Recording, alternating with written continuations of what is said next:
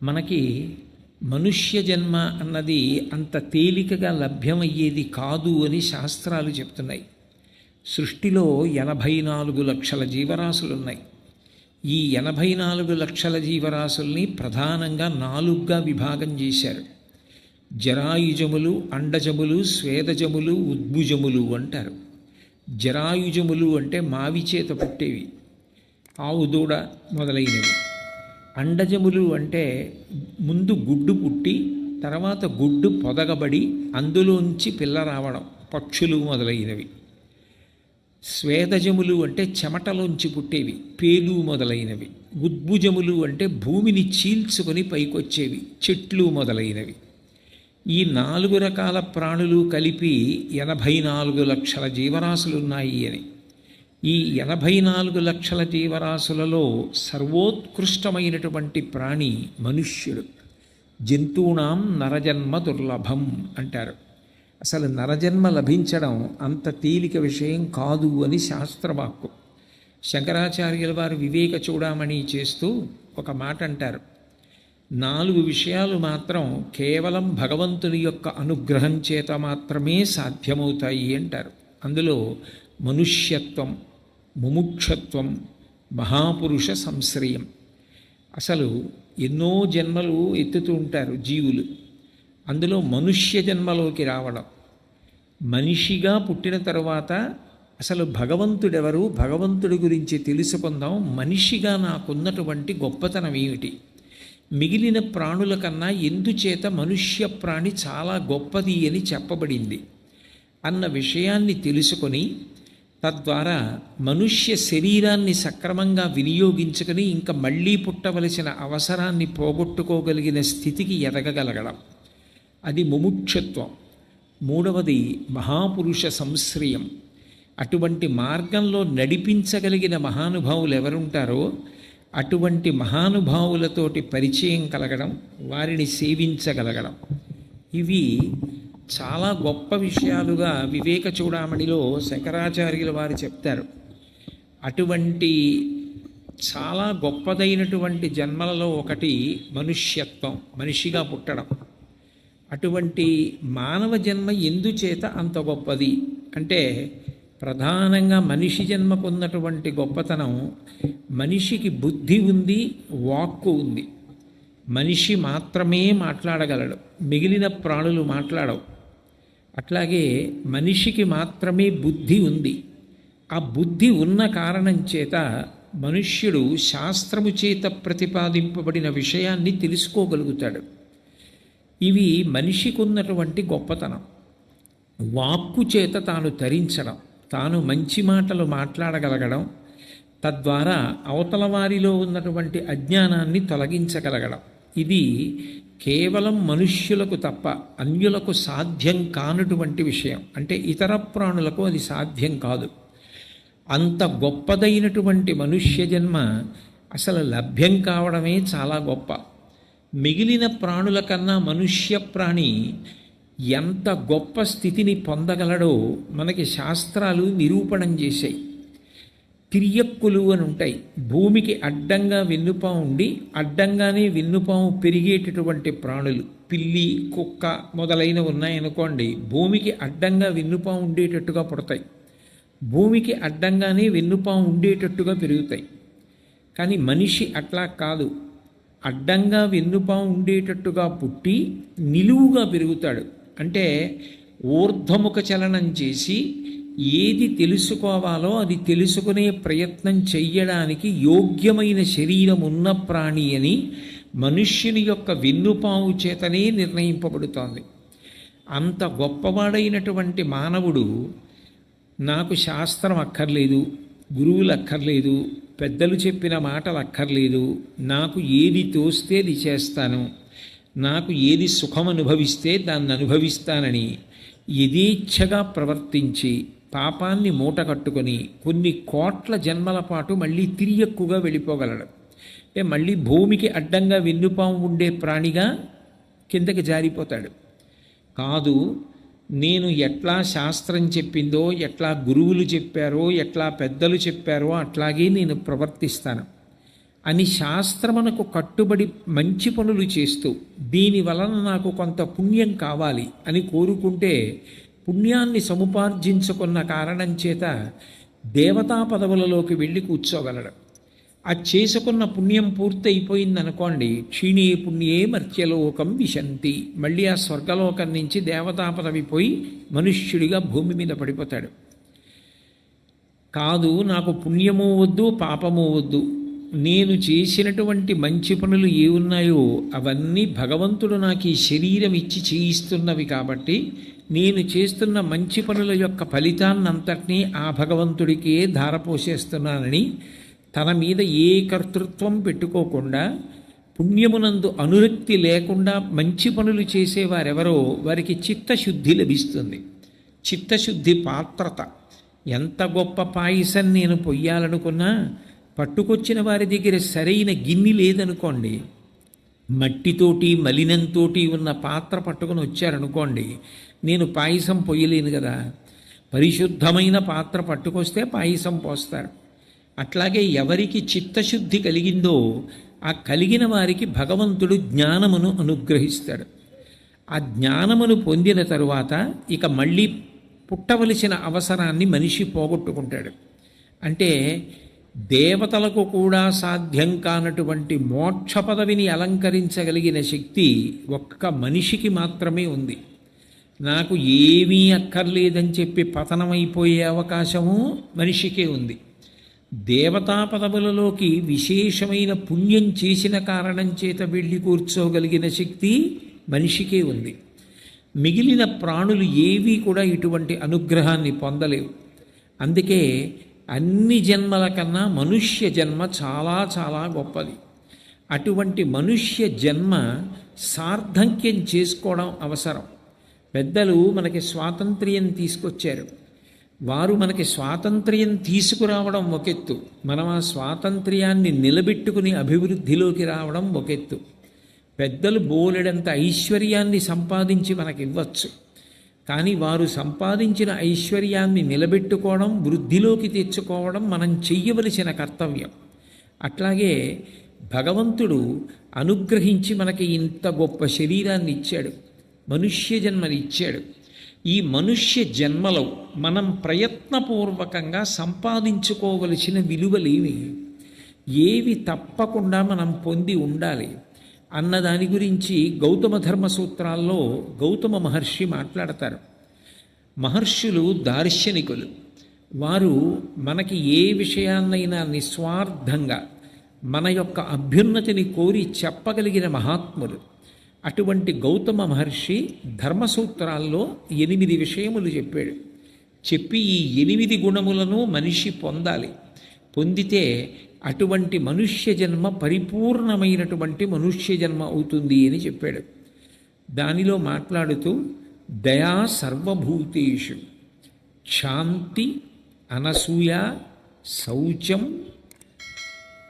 అనుద్వేగం, దానితో పాటుగా మనిషి పొంది ఉండవలసినది మాంగల్యం, అకార్పణ్యం, అస్పృహ, చేష్టదా, ఆత్మగుణాహ అన్నాడు. ఈ 8 కూడా మనిషి పొందవలసినటువంటి ఆత్మగుణములు. ఈ 8 గుణములు ప్రయత్నపూర్వకంగా పొందడానికి మనం ప్రయత్నం చేయకపోతే భగవంతుడు ఎంత గొప్ప జన్మ అయినటువంటి మనుష్య జన్మ ఇచ్చినప్పటికీ దాన్ని సార్థక్యం చేసుకోవడం సాధ్యం కాదు. విలువ సంతరించుకోవడము అన్న మాటకు అర్థం ఏమిటంటే, మీరు ఏ ప్రయత్నం చేత ఎన్ని గుణములను పొందుతారో ఆ గుణముల చేత విలువ పెరుగుతుంది. చూడండి, అదే కాగితం, రూపాయి కాగితం, అదే కాగితం 10 రూపాయల కాగితం ఉంటుంది, 50 రూపాయల కాగితం ఉంటుంది, 100 రూపాయల కాగితం ఉంటుంది, ఇంకా ఎక్కువ కూడా ఉంటాయి.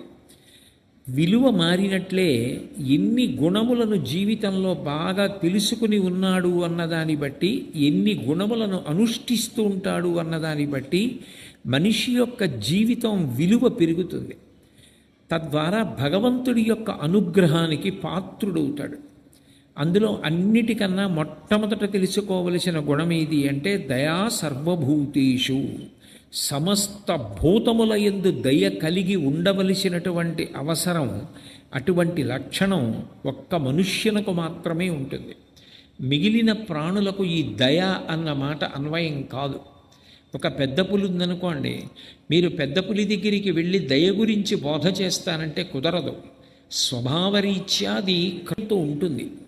దాని ఆ జన్మాంతరం ఆ లక్షణంతోటే ప్రవర్తిస్తుంది తప్ప అకస్మాత్తుగా దానికి దయ ఏర్పడడం, కరుణతో ప్రవర్తించడం, ఒక్కొక్కసారైనా కనీసం దయతో ఉండడం, ఇటువంటి మాటలు పులికి అన్వయం కావు.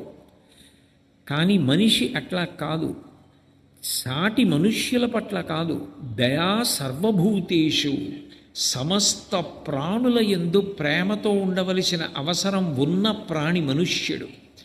ఎందుచేతనంటే మీరు చూడండి, సృష్టిలో ఏ ప్రాణి కూడా ఇతర ప్రాణిని ఆహారం కోసం తప్ప ఇతరమైన అవసరం కోసం వాడుకోదు. ఒక మాంసాహారి ఉందనుకోండి, ఒక పెద్ద పులి ఉంటే ఒక లేడిని దేనికి చంపుతుంది అంటే కేవలం దాని మాంసం తిని తన జీవితాన్ని నిలబెట్టుకోవడం కోసం చంపుతుంది. అంతేకాని లేడి చర్మాన్ని ఒలుచుకొని చలివేసినప్పుడు తాను కట్టుకోవడానికో కప్పుకోవడానికో పులి చంపదు. ఏ ప్రాణి కూడా ఇతర ప్రాణిలో ఉన్న గొప్ప విభూతి ఏదుందో తెలుసుకొని తన కొరకు అని వాడుకోదు. కానీ మనిషి మాత్రం ఈ సృష్టిలో ఉన్న సమస్త ప్రాణులలో ఉన్న గొప్ప విభూతి ఏదుందో అది చూసి తన కొరకు వాడుకుంటాడు. అది మనిషికి ఉన్న లక్షణం. ఒక గుర్రం ఉందనుకోండి, దాని డెక్కలు చీలి ఉండవు, కాబట్టి గుర్రం పర్వతాలు కూడా ఎక్కుతుంది. గుర్రం పర్వతాలు కూడా ఎక్కగలదు అని గుర్రం మీద కూర్చొని పర్వతాలు కూడా ఎక్కగలిగినటువంటి లక్షణం మనిషికి ఉంటుంది. మనిషి గుర్రాన్ని వాడుకుని తాను శ్రమపడకుండా కొండెక్కుతాడు. గాడిద బరువు మోస్తుంది, కాబట్టి ఆ గాడిద మీద బరువు వేసి తాను మోయవలసినటువంటి బరువుని గాడిద చేత మోయిస్తాడు. అంటే గాడిదలో ఉన్నటువంటి బరువు మోయగలిగిన విభూతిని తాను వాడుకుంటున్నాడు. ఒక కుక్క ఉంది, ఆ కుక్కకి విశేషమైనటువంటి విశ్వాసం ఉంటుంది. దానికి ఉన్న ప్రేమ చెప్పడం సాధ్యం కాదు, అంత ప్రేమ ఉంటుంది కుక్కకి. అటువంటి కుక్కని వీధిలో విడిచిపెట్టి తలుపులన్నీ వేసేసి తాను లోపలికి వెళ్ళి పడుకుంటాడు. ఎంత చలిగా ఉండనివ్వండి, కుక్క రాత్రంతా ఇంటి చుట్టూ తిరుగుతూ ఎక్కడైనా కొంచెం అలికిడైతే యజమానికి ఇబ్బంది కలుగుతుందేమో, యజమాని ఇంట్లో ఉన్న వస్తువులు ఎత్తుకుపోతారేమో అని అరిచి వచ్చిన వాడి మీద కలియబడుతుంది. అంత విశ్వాసం కుక్కది. తెలంగాణ సారస్వత పరిషత్ వారు పరిణత వాక్కులు అని ఒక మంచి గ్రంథాన్ని ప్రచురించారు. అందులో చాలా కాలం పాటు, సుదీర్ఘకాలం పాటు తెలుగు భాషకి సాహిత్య రంగంలో సేవ చేసినటువంటి మహానుభావుల యొక్క ఆత్మకథతో కలిపి వారి జీవితానుభవాల్ని వ్యాసాలుగా ప్రచురింపజేశారు. అందులో ఉడయవర్లు అని గొప్ప పాత్రికేయులైన ఆయన ఒక వ్యాసాన్ని రచించారు. ఆ వ్యాసంలో ఆయన ఒక మాట చెప్పారు. చిన్నతనంలో ఆయన వేరొక ఊరిలో చదువుకుంటూ ఉండేవారు. చదువుకుంటున్న రోజుల్లో, ఆయన 7వ తరగతిలో ఉన్న రోజుల్లో ఎవరింట్లోనో కుక్క ఈనితే బొద్దుగా ఉన్న ఓ కుక్క పిల్లని తెచ్చుకుని కొన్నాళ్ళు సెలవులకు వచ్చినప్పుడు ఇంట్లో పెంచుకున్నారు. ఆ తర్వాత ఆయన చదువుకోవడానికి మళ్ళీ పక్క ఊరు వెళ్ళిపోయారు. కానీ ఉడయవర్లు గారి తాతగారు ఆ కుక్క ఇంట్లో తిరగడానికి అలవాటు పడిపోయిందని ఆ కుక్కని పెంచి పెద్ద చేశారు. ఆ కుక్క ఎప్పుడు ఆయనతోనే ఉండేది, ఆయనతోనే తిరుగుతూ ఉండేది. కొంతకాలం అయిపోయిన తర్వాత ఆ తాతగారు శరీరత్యాగం చేశారు, ఆయన మరణించారు. ఈ ఉడయవర్లు గారు కూడా చదువుకుంటున్న ఆయన తాతగారు మరణించారని పై ఊరు నుంచి వచ్చారు. ఆ తాతగారి శరీరాన్ని తీసుకెళ్ళి శ్మశానంలో దహనం చేశారు. ఈ కుక్క కూడా ఆయనతో పాటుగానే వెళ్ళి ఆయన్ని దహిస్తూ ఉంటే ఏడుస్తూ నిలబడింది. 11 రోజుల పాటు అంత్యేష్టి సంస్కారం చేయడానికి ఇంట్లో ఉన్న వాళ్ళందరూ శ్మశానానికి వెళ్ళేవారు. ఈ కుక్క కూడా ప్రతిరోజు అక్కడికి వెళ్ళేది. 11వ రోజు ఆయన అస్థికలు తీసేసిన తరువాత ఆ మిగిలిపోయినటువంటి బూదిలో అది ఏడుస్తూ దొల్లుతూ అక్కడే పడి ప్రాణం వదిలిపెట్టేసింది. అంటే ఆ తాతగారి పట్ల అంత మక్కువ పెంచుకుంది. ఒక కుక్కకి అంత అభిమానం ఉంటుంది. ఆ విశ్వాసాన్ని వాడుకుని మనిషి తాను లోపల తలుపులు వేసుకొని నిద్రపోతూ ఉంటాడు. కుక్క యొక్క సేవ ద్వారా తన ఆస్తిని రక్షించుకుంటాడు, తాను భద్రంగా ఉంటాడు. ఇట్లా సృష్టిలో ఎన్ని ప్రాణులున్నాయో అన్నిటిలో ఉన్నటువంటి గొప్ప గొప్ప విభూతులన్నింటినీ మనిషి తీసుకుంటాడు. కోయిల పాట పాడిందనుకోండి, అది పంచమస్వరం చేసి సంగీతం నేర్చుకుంటాడు. నెమలి నాట్యం చేసిందనుకోండి, దాంట్లోంచి నృత్యాన్ని అభ్యాసం చేస్తాడు. జంతువుల యొక్క చర్మంతో మృదంగాదులు తయారు చేసి వాయిస్తాడు. ఆవు పాలు గొప్పవి, అవి తీసుకెళ్ళి శివలింగానికి అభిషేకం చేసి తాను ఇక్కడ పైలోకాల్లో సౌఖ్యం పొందుతాడు. మారేడు చెట్టు కదలదు, మారేడు దళాలు తాను కోసుకుని శివార్చన చేసి తరిస్తాడు. సృష్టిలో ఎన్ని ప్రాణులున్నాయో అన్ని ప్రాణుల యొక్క విభూతిని మనిషి వాడుకుంటాడు. అలా వాడుకుంటున్న మనిషికి ఉండవలసిన లక్షణం ఒకటి ఉంది, దయా సర్వభూతేషు. అన్ని ప్రాణుల పట్ల దయ ఉండాలి. దయ అంటే ప్రేమ. ప్రేమ ఉండి తీరాలి అని నేను అన్నాను అనుకోండి, అట్లా దయని పుట్టమంటే పుట్టదు. నిర్బంధంగా ప్రేమించడం ఎవరికీ సాధ్యం కాదు. ప్రేమ అన్నది మనసులో పుట్టాలి తప్ప మీరు వీరిని ప్రేమించి తీరండి అంటే పక్కవారిని ఎలా ప్రేమిస్తారు? ప్రేమించడానికి ఒక కారణం ఉండాలి. శాస్త్రం దాని గురించి మాట్లాడింది. ఎందుకు అన్ని ప్రాణులను ప్రేమించగలగాలి అంటే, ఆత్మవత్ సర్వభూతేషు.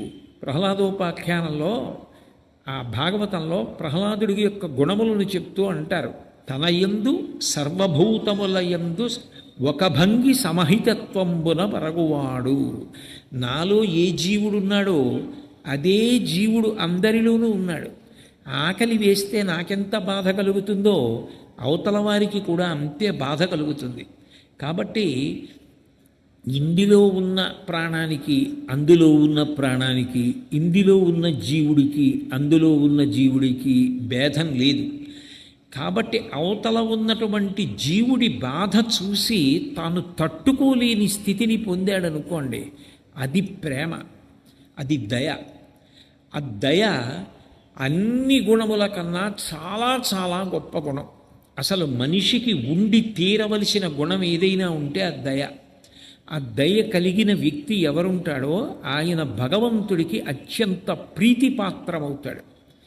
పూజ ఎంత చేశాడు, ఎంత గొప్పగా చదువుకున్నాడు అన్నదానికన్నా భగవంతుడు ప్రధానంగా చూసేది ఏది అంటే, నేను వీడిని మనుష్యుడిగా పుట్టించాను, వీడికొక్కడికే తెలుసు అన్ని భూతముల యందు ఉన్నటువంటి జీవుడు ఒక్కలాగే బాధపడతాడని, అందరి సంతోషం ఒక్కలాగే ఉంటుందని. కాబట్టి ఇతర ప్రాణిని బాధ పెట్టే ముందు, అయ్యో దాని బాధ నా బాధలా ఉంటుంది అని తెలుసుకోగలిగిన వాడెవరున్నాడో వాడు దయగలిగినవాడు. మహాభారతంలో తిక్కన గారు ధర్మరాజు గారికి అనేక ధర్మాలు చెప్పాడు. చెప్పి చిట్ట చివరి అన్నాడు, ఇన్ని ధర్మాలు నువ్వు గుర్తు పెట్టుకున్నా పెట్టుకోలేకపోయినా ఒక్క విషయం చెప్తాను ధర్మరాజా, ఇది బాగా జ్ఞాపకం పెట్టుకో. ఇది నువ్వు జ్ఞాపకం పెట్టుకుంటే మిగిలినవన్నీ జ్ఞాపకం పెట్టుకున్నట్టే అన్నాడు. ఏది అని అడిగారు ధర్మరాజు. ఒరులేవేవి ఉనర్చిన నరవరా అప్రియముని మనంబునకగు తానురులకు నది చెయ్యకునికి పరాయణము పరమధర్మ పదములకెల్లన్. నువ్వు ఏదైనా పని చేసేటప్పుడు ఒక్కసారి ఆలోచించు, ఈ పని నేను ఇతరుల పట్ల చేస్తే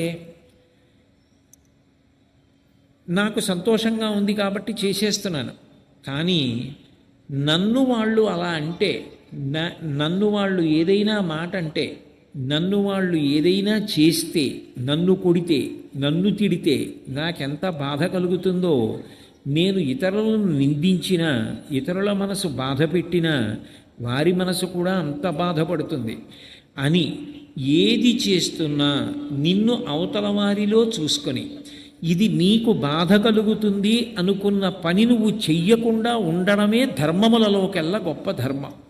ఇంకా అంతకన్నా దయ చూపించడానికి, ప్రేమతో ఉండడానికి మార్గం ఉండదు. ఇది ఇతరులు నా పట్ల చేస్తే నాకు బాధ, కాబట్టి నేను కూడా ఇతరులకు ఇటువంటిది చెయ్యను అని నిగ్రహించుకోగలగడం గొప్ప. అందుకే తప్పులు ఎంచడం చాలా తేలిక. తప్పులిన్నువారు తండోపతండంబులుర్విజనులకెల్ల ఉండు తప్పు, తప్పులిన్నువారు తమ తప్పులెరుగరు, విశ్వదాభిరామ వినురవేమ అంటాడు వేమన. ఇతరుల తప్పులు పట్టమంటే ఎన్ని తప్పులైనా పడతారు. కానీ ఇతరుల తప్పు పట్టే ముందు తమ ఎందు ఎన్ని తప్పులున్నాయో పరిశీలనం చేసుకోవడం అలవాటైతే, ఓ మనం తొందరపడి తప్పు పట్టకూడదు. తప్పు పట్టడానికి ముందులో అవతల వారి వ్యక్తిత్వం ఏమిటో, వారి యొక్క జీవన విధానం ఏమిటో, వారు ఎంత ఉపకారం చేసిన వారో తెలుసుకుని మనం ప్రవర్తించాలి తప్ప అదే పనిగా తప్పు పట్టడం గొప్ప కాదు. అవతల వారిని మన్నించడం, గౌరవించడం, ప్రేమించడం గొప్ప. నిజంగా ప్రేమించినది హృదయమైతే నీకు తప్పు కనపడితే, అయ్యా ఇది ఎందుకు చేశారండి అని నువ్వు అడగగలగడం గొప్ప, బాధించడం గొప్ప కాదు. అది మనిషి సంతరించుకోవాలి జీవితంలో. అది రానప్పుడు ఎంత గొప్పవాడైనా ఆ దయాగుణం అలవడకపోతే దేవతలు సంతోషించరు. మీరు అందుకే మన పురాణ వాంగ్మయాన్ని పరిశీలించండి. కొన్ని ఘట్టాలు చాలా చిన్న చిన్న ఘట్టాలు ఉంటాయి, కానీ అవి అద్భుతమైనటువంటి ఘట్టాలు. భాగవతంలో నవమస్కంధంలో రంతిదేవోపాఖ్యానం అని ఒక ఉపాఖ్యానం ఉంది. రంతిదేవుడు గొప్ప మహారాజు. ఆయన ఒకానొకప్పుడు రాజ్యంలో కాటకం, అనావృష్టి ఏర్పడిన కారణం చేత తినడానికి కూడా ఏమీ లేదు. చాలా కాలం ఏమీ తినకుండా ఉండిపోయాడు. ఎట్టకేలకి ఆయనకి తినడానికి కొంత పదార్థం దొరికింది. ఆయన తినబోతున్నాడు. అంత ఆకలితో ఉండగా తినబోతుంటే ఎవరో వచ్చి అడిగితే కోపం వస్తుంది. కానీ రంతిదేవుడు ఆకలితో ఉన్నాను, నేను చనిపోయేటట్టున్నాను, నాకు పెట్టు అని దీనంగా వచ్చి అడిగిన వ్యక్తికి పెట్టకుండా ఉండలేక తాను తినవలసిన పదార్థం పెట్టేశాడు.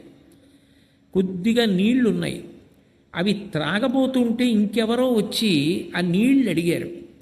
ఆయన నా దగ్గర నీళ్లు మాత్రమే ఉన్నాయి, ఇవే ఇవ్వగలను అనలేదు. నేను ఏది ఇవ్వలేనో దానికి బాధపడుతున్నానని ముందు దాని గురించి మాట్లాడాడు. అన్నము లేదు, కొన్ని మధురాంబువులున్నవి త్రావుమన్నా రావన్నా, ఎల్ల శరీరధారులకు ఆపద కలిగిన వారి ఆపదల్ గ్రన్నన మాన్పి, వారికి ఉపకారము చేయుట కంటే నాకు మేలున్నదే, నాకు దిక్కు పురుషోత్తముడొక్కడి సొమ్ము పుల్కసా అంటాడు. అసలు ఏదైనా ఒక ప్రాణి కష్టంలో ఉన్నప్పుడు ఆదుకోగలగడం అన్నదానికన్నా అదృష్టమే ఉంటుంది. నేను నీకు ఇవాళ అన్నం పెట్టలేకపోతున్నాను, నా దగ్గర నీళ్లు మాత్రమే ఉన్నాయి, లేనిదేదో చెప్పి బాధపడ్డాడు. అన్నము లేదు, కొన్ని మధురాంబువులున్నవి త్రావుమన్నా, నా దగ్గర అన్నం లేదు, కొన్ని నీళ్లు మాత్రం ఉన్నాయి, ఇదిగో ఈ నీళ్లు తాగని చెప్పి ఆ నీళ్లు ఇచ్చేశాడు. విశేషం ఏమిటంటే ఆయన యొక్క దయాగుణాన్ని చూసి దేవతలందరూ కూడా ప్రత్యక్షమయ్యారు. ప్రత్యక్షమై ఇది మనిషికి ఉండవలసిన లక్షణం, ఇంత గొప్ప దయను పొందేవే, ఈ దయని చూసి మేమందరం కూడా చాలా ఆశ్చర్యపోయి నీకు పరీక్ష పెట్టాం, నువ్వు నెగ్గావు అని రంతిదేవుణ్ణి పొగిడారు. అంటే మనిషికి ప్రధానంగా ఉండవలసిన లక్షణం ఏదైనా ఉంటే నిజానికి ఆ దయ. మనకి సనాతన ధర్మంలో మీరు చూడండి, అసలు భగవంతుని యొక్క మొట్టమొదటి లక్షణమేమి అని అడిగారు అనుకోండి, దయ. అందుకే మీరు చూడండి, ఏ రూపంలో భగవంతుడు ఉండనివ్వండి, ఆ రూపం యొక్క విశేషం చెప్పినప్పుడు ఏది చెప్తారు అంటే ఆయన యొక్క దయను చెప్తారు. రామచంద్రమూర్తి అన్నారనుకోండి, శ్రీ రఘురామచారు తులసీదలధామ శమక్షమాది శృంగార గుణాభిరామ త్రిజగన్నుత శౌర్యరమాలలామ దుర్వార కబంధ రక్షస విరామ జగజ్జన కల్మషర్ణవోత్తరకనామ భద్రగిరి దాశరథీ కరుణాపయోనిధి అంటారు. దయకి సముద్రం వంటివాడు భగవంతుడు. సముద్రం యొక్క లోతు తెలుసుకుందామని ఒక ఉప్పు బొమ్మ ప్రయాణం చేసి లోపలికి వెళ్ళిందనుకోండి, అది బయటికి వచ్చి చెప్పలేదు ఇంకా. ఎందుకంటే సముద్రం యొక్క లోతు తెలుసుకుందామని ప్రయాణం మొదలుపెట్టినటువంటి ఉప్పు బొమ్మ బయటికి వచ్చే లోపల సముద్రంలో తాను కరిగిపోయినట్టు భగవంతుని యొక్క దయాగుణాన్ని తెలుసుకునే ప్రయత్నం చేసినటువంటి మనిషి ఆయన యొక్క దయ యందు కరిగిపోతాడు. సముద్రమంత లోతైన దయగలిగిన వాడా అంటారు. పరమశివుడి గురించి మాట్లాడుతూ శంకరాచార్యుల వారి శివానంద లహరిలో కారుణ్యామృత వర్షిణం ఘన విపద్గ్రీష్మచ్చిదాకర్మటం విద్యాసస్య ఫలోదయాయ సుమనః సంసేవ్యమిచ్ఛాకృతిం నృత్యన్ భక్తమయూరమద్రినిలయం చెంచజ్జటామండలం శంభో వాంఛతి నీలకంధర సదా త్వం మే మనశ్చాతక అన్నారు. కారుణ్యామృత వర్షిణం, కరుణ అనే వర్షాన్ని కురిపిస్తూ ఉంటాడట శివుడు. అంత దయగలిగిన వాడు పరమాత్మ. నిజానికి అంత దయ భగవంతుడికి లేకపోతే మీరు ఆలోచించండి, ఒక ప్రాణి పుట్టేటప్పటికి ఆయన ముందు సిద్ధం చేస్తున్నది ఏది అంటే ఆహారాన్ని సిద్ధం చేస్తున్నాడు. తండ్రి కోట్లకు పడగలెత్తినవాడు కావచ్చు, కానీ ఒక పిల్లవాడు పుట్టేటప్పటికే తల్లి స్తన్యమునందు పాలు ఊరకపోతే ఆ పిల్లవాడు ఎట్లా బ్రతుకుతాడు? అది మనిషే కాదు, పంది పిల్ల కావచ్చు, కుక్క పిల్ల కావచ్చు. అవి పాలు త్రాగాలి అంటే ఆ తల్లి ఏదైనా తినచ్చుగాక, కానీ అవి పాలుగా మారి పిల్లలకి పట్టి పోషించుకుంటోంది. పిల్లలకి ఎలా తెలిసింది? ఆ స్తన్యమును నోట్లో పెట్టుకుంటే పాలు వస్తాయని. పందికి ఎలా తెలిసింది పిల్లలకి పాలు ఇవ్వాలని? ఎవరు ఆ రెండిటిలోకి ప్రవేశించి పోషణ చేస్తున్నాడు? ఎవరు ఆ సమయంలో పంది పిల్లలతో ఉన్నప్పుడు దాని యందు తిన్న ఆహారాన్ని పాలగా మార్చి పిల్లలు బ్రతికేటట్టు చేస్తున్నాడు? ఎన్ని కోట్లకు పడగలెత్తినవాడు తండ్రి అయినా అన్నం తీసుకొచ్చి పసిబిడ్డకు పెట్టలేడు కదా, తల్లి పాలివ్వాలి. ఏ పరమేశ్వరుడు ఈ సృష్టినంతటిని నిర్వహిస్తున్నాడు? ఆరణ్య పర్వంలో మహాభారతంలో అంటారు, శాకాహారులున్నాయి, మాంసాహారులున్నాయి. మాంసాహారులు బ్రతకాలి అంటే ముందు శాకాహారులు బ్రతకాలి. కుందేళ్ళు, లేళ్ళు, జింకలు ఇటువంటివన్నీ కూడా అరణ్యంలో గడ్డిని, తీగల్ని, కాయలు, పళ్ళు ఇలాంటివి తిన్నాయనుకోండి, తిన్న తర్వాత దానివల్ల అవి కడుపు నింపుకుని పెరిగి పెద్దవైతే పులి, సింహం లాంటివి శాకాహారుల్ని చంపి మాంసం తిని అభివృద్ధిలోకి వస్తాయి. అసలు వర్షం కురిపించి సూర్యకిరణముల ద్వారా కిరణజన్య సంయోగక్రియ చేసి ఇన్ని మొక్కలు పెరిగేటట్టు చేసిన వాడెవరు? పక్క పక్కనే కుంకుడి చెట్టు, మామిడి చెట్టు ఉంటే మామిడి చెట్టుకి తీయటి పళ్ళిచ్చి కుంకుడి చెట్టుకి చేదుకాయలు కాయిస్తున్నవాడెవరు? మల్లె పువ్వులో అంత సువాసన నింపినవాడెవడు? బురదలో పుట్టిన తామర పువ్వులో తేనె నింపినవాడెవరు?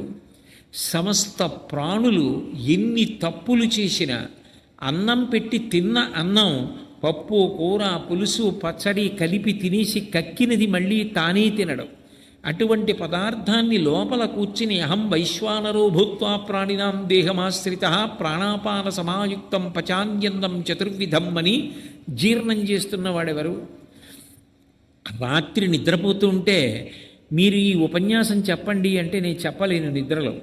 కానీ నేను నిద్రపోతున్నప్పుడు నా గుండె కొట్టుకునేటట్టు చేసిన వాడెవరు?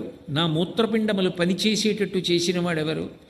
ఎవరి శాసనం అయితే ఇక ఆ గుండె కొట్టుకోవట్లేదు? 1,000,000 మంది వైద్యులు కూడి వచ్చిన కాని మరణమయ్యడి వ్యాధి మాన్పలేరు. ఎంతటి కరుణామూర్తి పరమేశ్వరుడు! భగవంతుడు అంత కరుణ కలిగినవాడు, గురువులు అంత కరుణ కలిగినవారు. అందుకే శంకరాచార్యుల వారి గురించి చెప్తూ శృతి స్మృతి పురాణానాం ఆలయం కరుణాలయం నమామి భగవత్పాద శంకరం లోకశంకరం అంటారు. గురువుకున్నంత దయ లోకంలో ఎవరికి ఉంటుంది? ఆవు ఎక్కడెక్కడో తిరుగుతుంది. పుట్ట మీద పెరిగినటువంటి పచ్చిగడ్డి కూడా ఎంతో జాగ్రత్తగా ఉడుపుగా గబగబ తినేసి వచ్చి పడుకుని మళ్ళీ మెడలోకి తద్వారా నోటిలోకి తెచ్చుకుని తిరిగి నవిలి బాగా నెమరవేసి పాలు తయారు చేస్తుంది. సాయంకాలం అయ్యేటప్పటికి దూడ వచ్చి పొదుగులో శిరములను నోటితో పట్టుకుని చంపరించి 4 మాటలు గుద్దేటప్పటికి పాలు విడిచిపెట్టేస్తుంది. అంత కష్టపడి తయారు చేసినటువంటి పాలని ఆవు దూడ వచ్చి పొదుగులో 4 మాటలు గుద్దితే వదిలిపెట్టేస్తోంది. మేఘం ఎక్కడో ఉప్పు సముద్రంలో ఉన్న నీటిని తాగి తీయటి నీటిగా మార్చి నిరాధారమైన ఆకాశంలో ప్రయాణించి వచ్చి వర్షం కురిపిస్తోంది. అటువంటి మేఘం ఏ కృతజ్ఞత కోరుకుంటోంది? ఇవన్నీ కూడా అపారమైనటువంటి దయను ఎలా చూపిస్తున్నాయో గురువు కూడా అంతే. తాను కష్టపడి అధ్యయనం చేసినటువంటి విషయాన్ని శిష్యుడు చెప్పమని ప్రార్థించి పాదములు పట్టుకునేటప్పటికీ నిరపేక్షగా దాన్నంతటినీ కూడా ప్రబోధం చేస్తున్నాడు. గురువు కారుణ్యమూర్తి. ఇది తెలుసుకోగలిగిన లక్షణం ఉన్నవాడెవరు? ఈ సృష్టిలో అటువంటి లక్షణము ఉన్నవాడు మనుష్యుడొక్కడే.